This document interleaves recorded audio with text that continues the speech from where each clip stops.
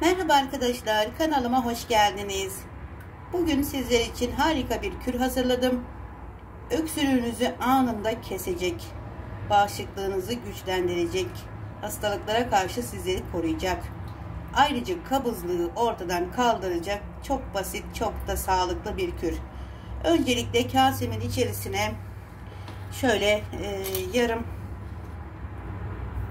kase demeyeyim, şöyle 2 yemek kaşığı kadar dut pekmezimi koydum sevgili arkadaşlarım. Bu dut pekmezi de olur, üzüm de olur, keçi boynuzu da olur, şeker pancarı pekmezi de olur. Fark etmiyor pekmezler. Şimdi ben dut pekmezimi koydum. İçerisine bir diş sarımsağımı şöyle rendeledim.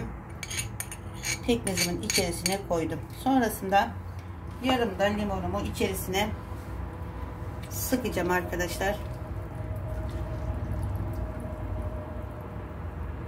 Bunu güzelce karıştırıp şöyle şurup haline getireceğim. Çekirdekleri gelirse limonun onları alalım arkadaşlar.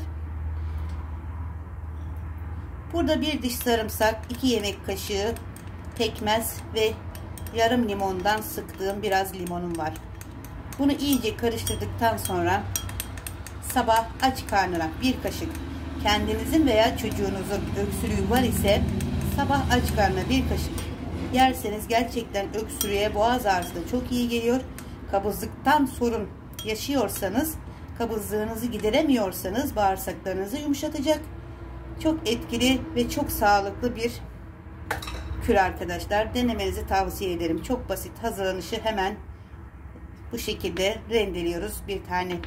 Bir diş sarımsağımızı pekmezimizin içerisine yarım limonla karıştırıp sabah bir kaşık yiyoruz. Sağlıcakla kalın sevgili arkadaşlarım.